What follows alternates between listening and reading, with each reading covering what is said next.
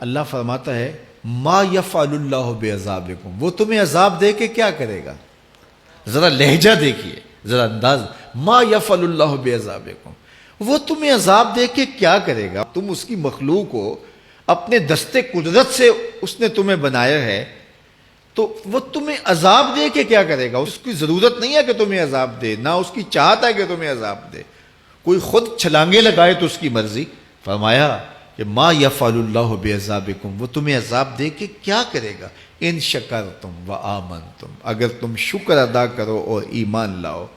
تو وہ تو قدردان ہے جو کوئی اس کا شکر کرتا ہے اور جو اس پر ایمان لاتا ہے۔ تو اللہ اس کے لیے عذاب نہیں رکھا، اس کے لیے رحمتیں رکھی ہوئی ہیں۔ تمہیں دست قدرت سے بنایا ہے اور وہ تمہیں خوش دیکھنا چاہتا ہے، تمہیں خوشحال دیکھنا چاہتا ہے، تمہیں سرشار دیکھنا چاہتا ہے، تمہیں نہال دیکھنا چاہتا ہے، تمہاری زندگی کو خوشگوار دیکھنا چاہتا ہے۔ تم نے اپنے آپ کو خود اپنے اعمال کی وجہ سے مصیبتوں میں ڈالا ہے، تو کہا شکر کرنے کی عادت ڈال لو، دیکھنا پھر اللہ تعالیٰ جل شانہ کی رحمتیں تمہارے اوپر کس طرح اترتی ہیں، اس کی نوازشیں تمہارے اوپر کیسے برستی ہیں۔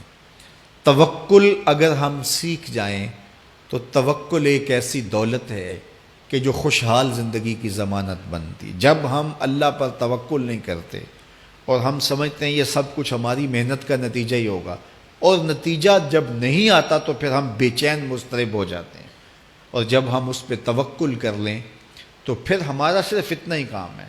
کہ میاں ہم یہ کام کر رہے ہیں، بس یہ حکم، ہم بیج بو رہے ہیں، بس یہ حکم ہے اور بو رہے ہیں، باقی اس پہ بھروسہ ہے، یہ کام اس کا ہے کہ اس نے اس کو اگانا ہے، اس کے اوپر پھل لگانے ہیں۔ تو جب اس پہ توکل ہو جائے تو بندہ سوکھا رہتا ہے، ورنہ بندہ مشکل میں مبتلا ہو جاتا ہے۔ بسا اوقات ایسا ہوتا ہے کہ بندہ ایک منصوبہ تیار کرتا ہے، اس کا عملی نتیجہ اس کو سامنے نظر آ رہا ہوتا ہے، لیکن نتیجہ بالکل الٹ جاتا ہے۔ سید علی المرتضیٰ فرماتے ہیں میں نے اپنے ارادوں کی شکست سے ہی اپنے رب کو پہچانا ہے، کہ میں ایک منصوبہ تراشتا ہوں کہ یہ اور یوں ہوگا اور وہ ہونا چاہیے، لیکن نتیجہ وہ نہیں آتا، تو کوئی طاقت ہے اس کا جو نتیجہ بدل دیتی ہے۔